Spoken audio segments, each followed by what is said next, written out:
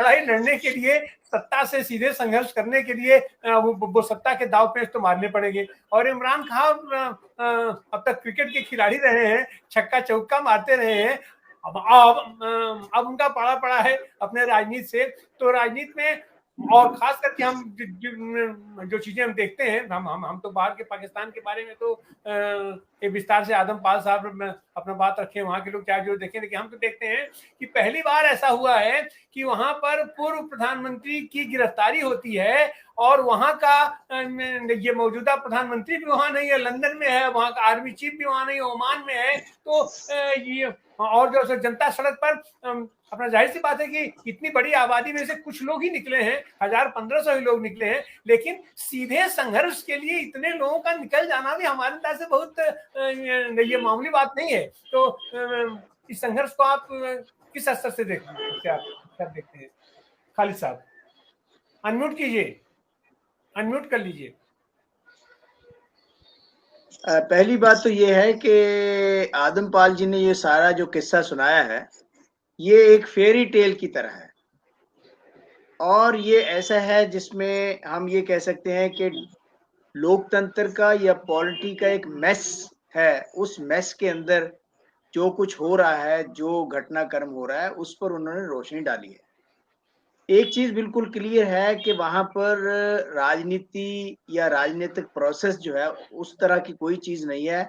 Army ही मालिक है पाकिस्तान की, क्योंकि आर्मी जिसे चाहे प्रधानमंत्री बनाती है, आर्मी जिसे चाहे अरेस्ट करवाती है, आर्मी जिसे चाहे सरकार बदलती है, नई सरकार बनाती है। जैसे इन्होंने कहा कि आर्मी ने ही उसको प्रधानमंत्री बनाया था, आर्मी ने ही, आर्मी के साथ लड़ाई हो गई, वो आर्मी के साथ समझौता चाहते हैं, हर जगह आर्मी आर्मी आर्मी। यानी मतलब ये है कि वहां पर ना तो लोकतंत्र है, एक बस लोकतंत्र जैसी कोई चीज है, ऐसा नहीं है कोई वाइब्रेंट लोकतंत्र। दूसरी चीज ये है कि जिस तरह से वहां पर कैबिनेट की मीटिंग्स का इन्होंने वेरवा दिया है कि बंद लिफाफे पर साइन करवाना और ये सारा कुछ, ये डेमोक्रेसी में अनहर्ड चीजें होती हैं। ऐसा चीज को भी हमें सुनने में नजर नहीं आई किसी भी लोकतंत्र में, पूरी विश्व के लोकतंत्र में। तो यहाँ पर अब पाकिस्तान जो है वो दो हिस्सों में बटा हुआ है, pro Imran and anti Imran. और जितने भी पॉलिटिकल पार्टीज हैं जिन्होंने मिलकर के इमरान खान की जो हुकूमत थी उसके अगेंस्ट नो कॉन्फिडेंस किया था, उसमें शहबाज शरीफ भी हैं, उसमें बिलावल भुट्टो भी हैं, जरदारी भी हैं, उसमें मौलाना फजलुर रहमान भी हैं, सब लोग इकट्ठे थे। उनके आपस में जितने भी डिफरेंसेस थे उनको पता था एक एक करके इमरान हमें खत्म कर देगा, बेटर ये है कि हम इकट्ठे हो जाएं, इकट्ठे होकर के कम से कम इसका छुटकारा करें। अब जहां पर उनकी सरकार गई, ये कहना वाजिब नहीं होगा कि उनके साथ जनता नहीं है।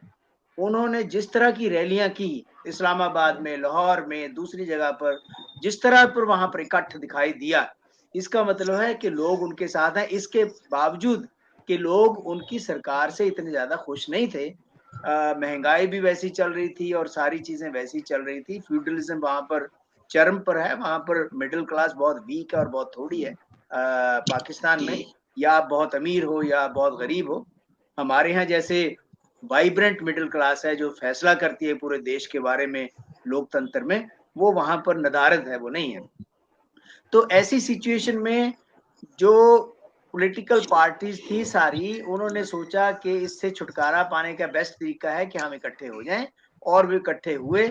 उसके बाद सरकार गई, सरकार के बाद उन्होंने वो सारा किया जो जो कुछ भी इमरान खान ने रैलियां की, धरने किए, सारा। अब उनके ऊपर 121 के करीब केस हैं, सिर्फ यही एक केस नहीं है, तकरीबन 121 केस हैं, डिफरेंट किस्म के, डिफरेंट नोयत के केस, ताकि उनको इस तरह से केसों में जकड़ दिया जाए कि वो नाअहल हो जाएं इलेक्शन लड़ने के, और वो पॉलिटिकल प्रोसेस से ही बाहर हो जाएं, या तो वो जेल में रहें, या वो हवालात में रहें, या आर्मी के कब्जे में रहें। अब ये देखिए, अगर मनी लॉन्ड्रिंग का केस है, वो एक सिविल केस है या क्रिमिनल केस है जो कि कोर्ट द्वारा होना चाहिए। कोर्ट में व्यक्ति जाता है, वहां पर बेल के लिए जाता है या अपनी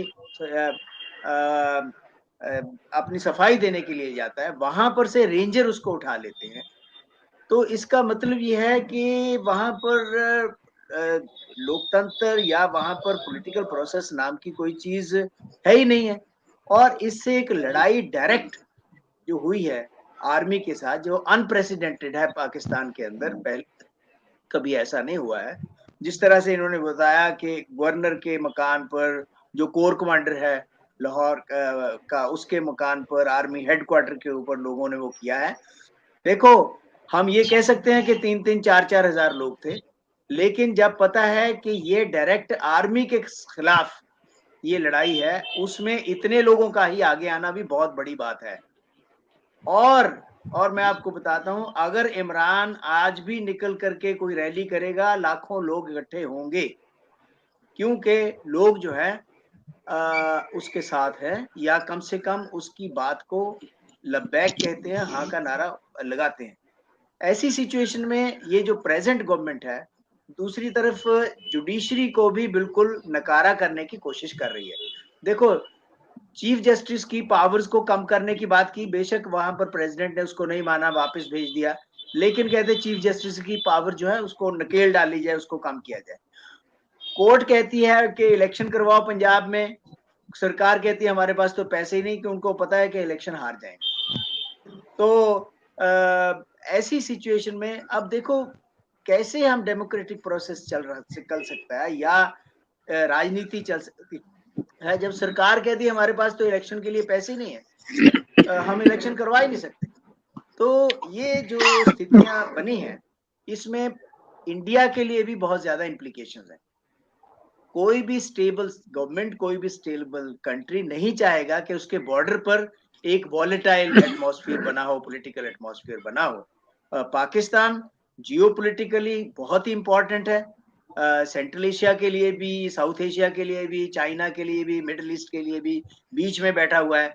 वहां पर अगर इस तरह के टर्मोइल की सिचुएशन होती है और आर्मी वर्सेस पीपल हो जाता है, तो ऐसी सिचुएशन में कल को फिर वही होगा कि मार्शल लॉ लगा दिया किसी ने उठ करके, वो कर दिया, और वो हमारे लिए भी और इर्द गिर्द के देशों के लिए भी सही नहीं है।